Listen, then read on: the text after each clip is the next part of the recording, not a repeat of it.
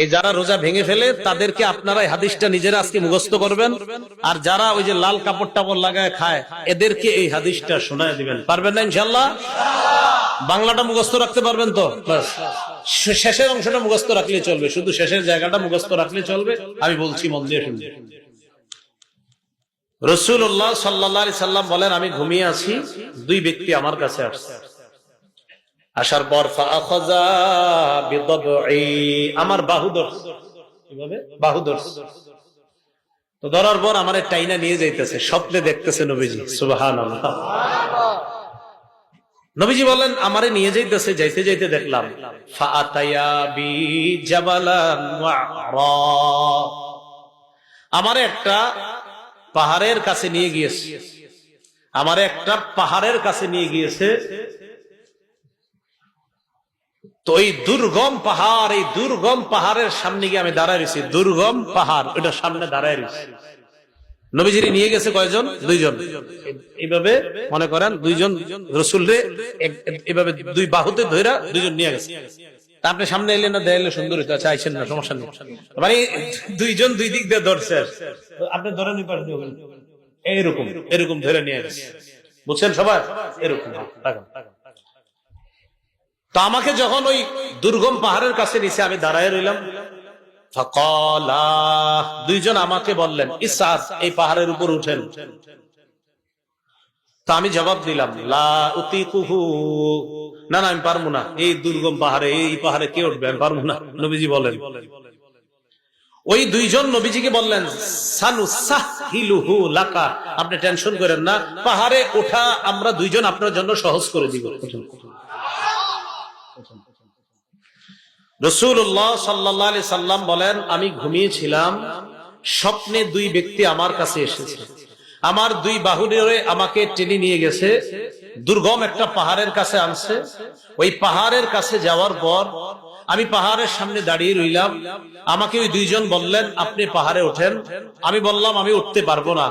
তারা দুইজন আমাকে বললেন, আমরা এই পাহাড়ে যেন আপনি উঠতে পারেন, এই ওঠাটা আমরা আপনার জন্য সহজ করে দিব, আমরা সাপোর্ট দিব, আপনি ওঠেন। রাসূলুল্লাহ সাল্লাল্লাহু আলাইহি সাল্লাম বলেন, ফাসাইতু, আমি পাহাড়ে উঠলাম।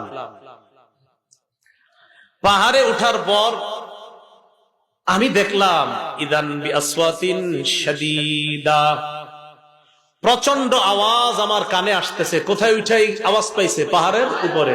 রাসূলুল্লাহ সাল্লাল্লাহু আলাইহি সাল্লাম বলেন, হাত্তা ইদা কুনতু ফি সাওয়াইল জাবাল, যখন পাহাড়ের মাঝামাঝি জায়গায়, সমতল জায়গায় গেলাম, সেখানে গিয়ে ইদান বিআসওয়াতিন শাদীদা, প্রচুর আওয়াজ শুনলাম, ভয়ঙ্কর আওয়াজ, চিৎকারের আওয়াজ আমার কানে আসছে। ফাকুলতু মা হাযিহিল আসওয়াত, আমি প্রশ্ন করলাম, এগুলা কিসের আওয়াজ? ওই দুইজন জবাব দেয়, ওয়াউ আহলিন নার, এগুলা জাহান্নামীদের চিৎকারের আওয়াজ। নবীজি বলেন, সুম্মান তালাকা বি, এরপর আমাকে সামনের দিকে নিয়ে যায়, যাইতে লাগলাম, যাইতে যাইতে ফাইদা আনা বিকাউমিন মুআল্লাকিনা বিআরাকিবিহিম মুশাক্কাকাতিন আশদাকুহুম, যাইতে যাইতে হঠাৎ আমি একদল মানুষের সামনে গেলাম, তাদের দিকে তাকায় দেখলাম পাগুলা উপরের দিকে বেঁধে রাখা, পাগুলা বেঁধে রাখা, মাথা নিচে। আর কি দেখেন?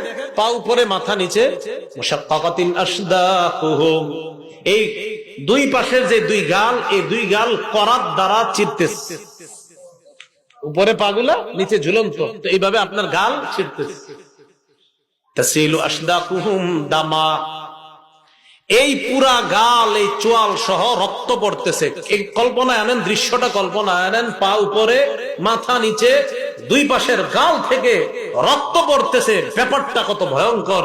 রাসূল বলেন, আমি বললাম, এগুলা কারা, কার সামনে আমি আসলাম? মান হাউলা, ফেরেশতারা জবাব দিলেন, আল্লাযীনা ইফতিরুনা ক্বাবলা তাহিল্লাতি সাওমিহিম, হুজুর এরা তারা যারা ইফতারির সময় হওয়ার আগেই ইচ্ছাকৃত ভাবে রোজা ভেঙে ফেলে, এরা তারা।